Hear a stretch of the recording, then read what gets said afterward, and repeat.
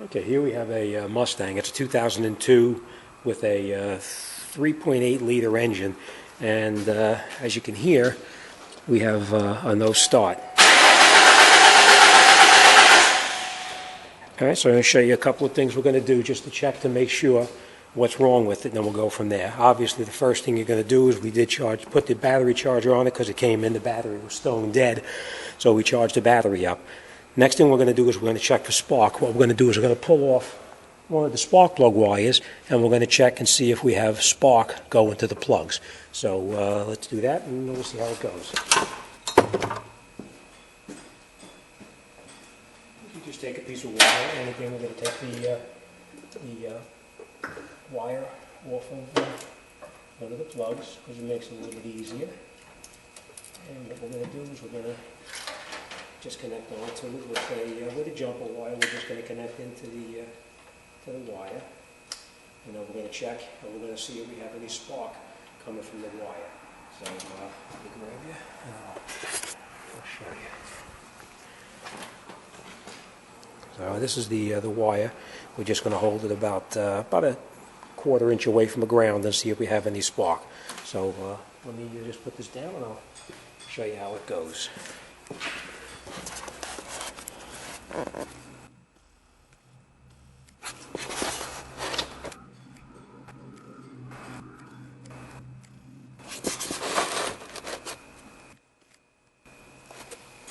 Here we go. Let's see if we have any spark. What we're going to do is we're going to take the wire and hold it.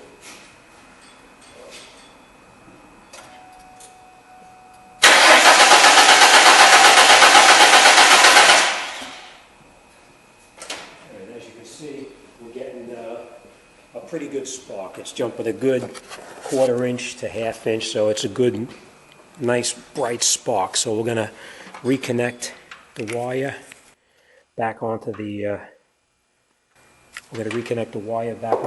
spark plug where we took it off from.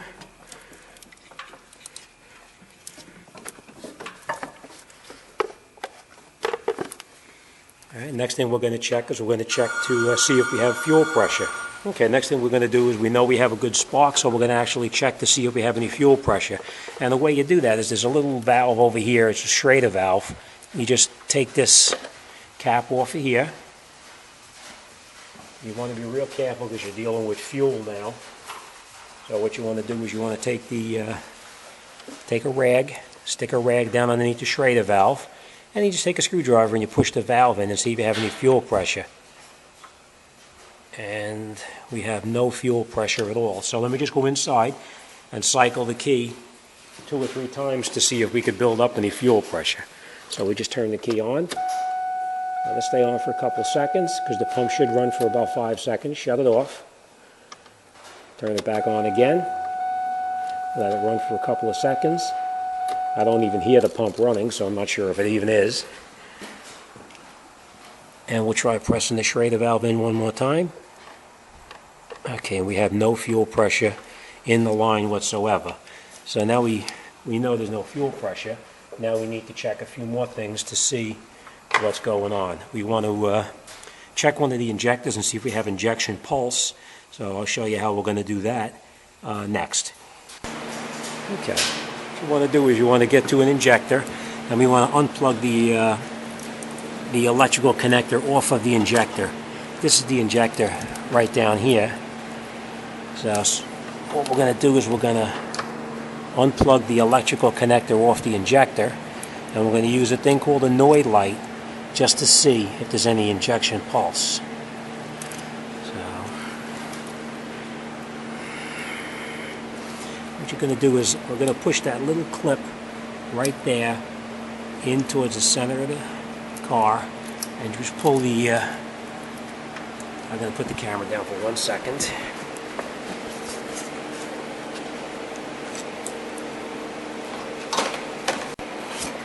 Okay, sorry about that, but I couldn't do it with just one hand. Now that you have the injector unplugged, which is down inside here, I have the plug off of the injector. We're going to take a piece called a Noid light, and the Noid light is going to be plugged into the injector, and we're going to see if it pulses while we crank the engine, and then we know if we have injection pulse. So you just take it and you plug it in.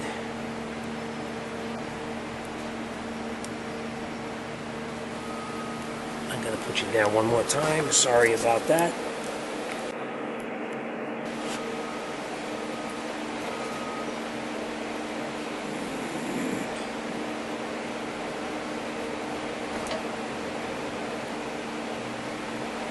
Okay, so now let me go inside, and I'm going to crank it. And if everything is working properly with the injector pulse, this light should start to blink. So let's see how that goes, and we'll go from there.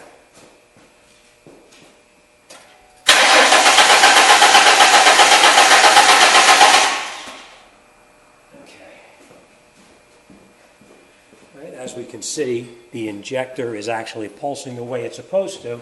So now what we'll do is we're just going to reconnect. We'll disconnect the light.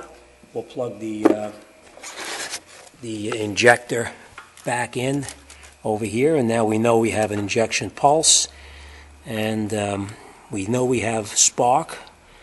We have spark. We have an injection pulse. Now we're going to just give it a little shot of ether in the front snorkel tube here, and it should fire up for a moment, and then when the starting fluid burns out, it'll die out. So let's just give that a shot, and we'll go from there.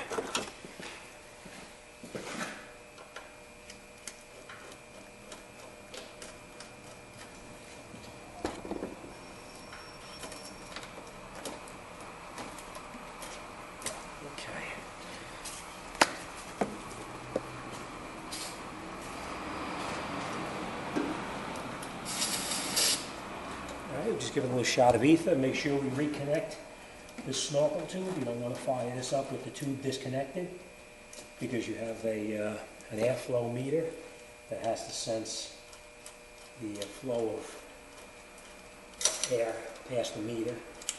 So we just reconnect it, and then we'll give it a shot and see what happens.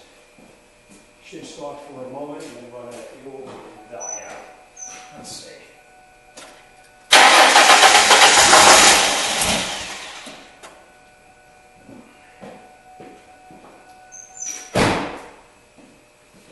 Now we know it does run when we give it a little shot of ether.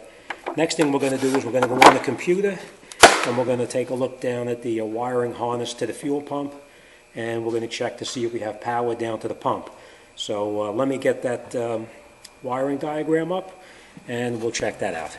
Okay, I just printed off of the computer the schematic for the fuel pump plug in the back, and as we can see, pin number 6 is supposed to have fuel pump power. So let me unplug the harness, and we'll check to see if we have power there. And just so you know, the plug is right underneath the back of the fuel tank here, and there's a little pin. You just push that pin in and you can pull it apart. I'm just going to put this down for a second so I can unplug it.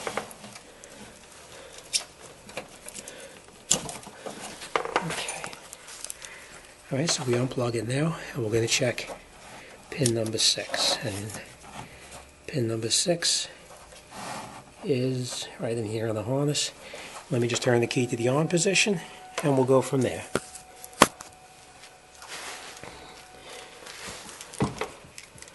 Okay. Key is on, and pin number 6 should be right here.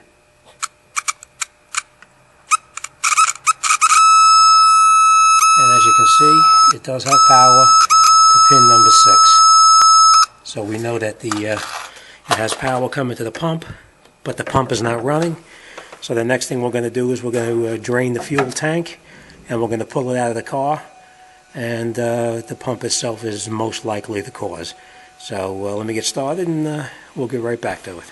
Okay, now that we got the car up on the lift, we're going to disconnect everything on the tank and remove it from the car. What we're going to do is we're going to disconnect obviously the fuel tank is drained out. I siphoned that out already. That's empty. We're going to disconnect the filler neck. We got to take out this bolt right here. We got to disconnect these hoses here and here in the back of the car here, unplug the electrical connector. Around on the other side right here, we're going to disconnect these hoses right here. And then we're going to go in the back underneath here, and we're going to disconnect this hose here. Then we're going to lift the jack up underneath the bottom of the tank itself. And then we're going to loosen up this bolt here and take the strap down, and loosen up this bolt and take that strap down. So let me get started on that, and I'll show you how it goes. All right, just want to mention this to you real quickly. Before you unbolt this, you won't be able to pull the filler neck out of the fuel tank itself. But once you unbolt this here and you unbolt everything else, we're going to lower the tank down just a little bit, and then we're going to slide the tank out of the filler neck right here. So I'll show you how it goes. Okay, now that we have everything disconnected, we disconnected the hoses from the filler. We unplugged the plug for the electrical connector. We took off these hoses up underneath here for the emissions. And the way you take these hoses off is this one here. You don't pry it off, you pull the clip towards you, and you'll see where it pulls and opens up. Pull it towards you, and the clip opens up and slides right off, and you pull the line right off. All right, the last thing we're going to do now is we're going to go underneath the car to where the fuel filter is located, right up underneath here, and we're going to remove the filter. We're going to take off the safety clip right here, and we have a special tool that we need to put in here to take this off. Let me show you what they look like. This is what it looks like, and what it is it goes in here like this.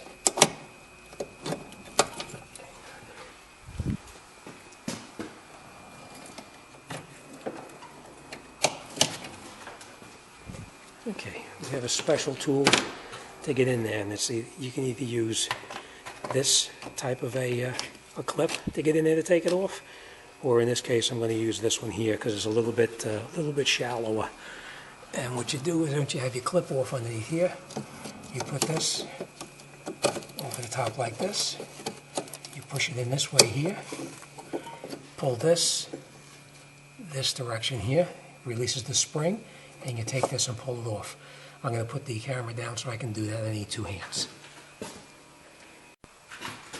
What I always do is, after I disconnect that line, I always stick a little cap over the top of it so I'm not dripping fuel all over the ground.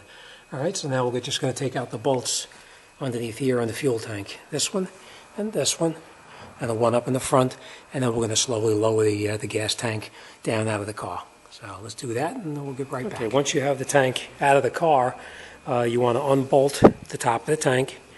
The float assembly comes right out. Unbolt this. Oh, let me just show you this too. This line was actually on there, and you take that line off the same way that we did the previous one with the tool. Remember, we put that tool in here like this, put it on like that, and pulled it off. All right. Then we unbolt this, and then we're going to replace it with the whole new complete assembly. So let's put that in there. We'll bolt it back up, and then we're going to put it back in the car. So let's get started. One word of advice: I know everybody is pretty careful with gasoline, but you want to be extra careful. If you're doing this job indoors in the wintertime and you have your heat running, you want to make sure your heat turns off, because the worst thing that can happen is you have build up all these fumes. Your heat turns on, you'll get a spark and you'll get an explosion. So make sure you turn your heat off. I always have my compressor door closed so that there's no possibility of a spark from the compressor either. In this particular case, I actually shut the compressor off for that reason. So just be careful, because fumes they could be a killer. Okay, once you've got the top opened up, you'll look inside and you'll see the fuel pump assembly in here. What you basically do is just pull these clips towards you here, and the other clip on the other side over here, and this pump will pull right out of the tank. So let me do that, and I'll show you how to put the new one back in just a moment. Okay, once we got the old assembly out, we put on the side, and we're going to take the new assembly and we're going to install it right into the gas tank. And the way it goes in is exactly how you took it out. This goes in over here, and it fits right down only one way into those lock clips. So let me just put this camera down and I'll show you how it goes. Okay, if we push it down until these tabs lock back into position where it first came out of. When you push it down, you'll feel it lock right in and it snaps in. Now we're just going to reattach the top lid, and we're going to put the bolts into it, and then I'll come right back and show you how it goes once I get those in there. Okay, once we have all the bolts tightened up on the top of the pump, we're going to reconnect our electrical connectors as we disconnected them. This one just pushes right in here, and you'll hear it snap. The wiring we're going to put back underneath where it was located before. It was underneath here. So we're going to put it right back in the same place. I'm going to tape that down. This comes around underneath here to this location here. And then we're going to reattach this hose, and you'll hear it snap.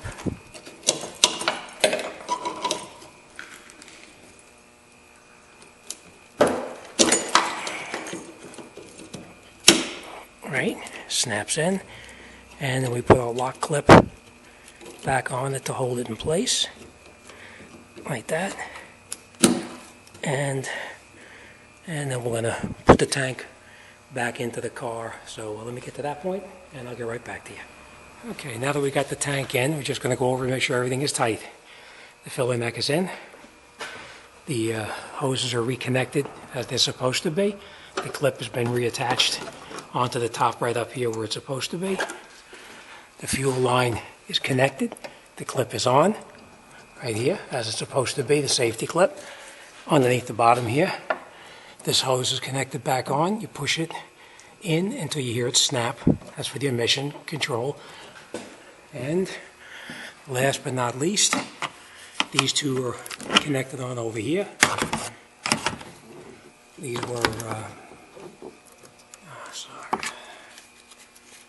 these two hoses here have been reconnected and the clip locked back in place.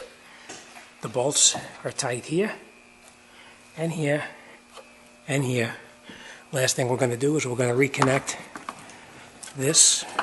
We're going to put it right back into this spot right here, and then we're going to lower it down and start it. Now that we got the car on the ground, let's see how everything goes. If everything goes well, we should hear the fuel pump like buzzing.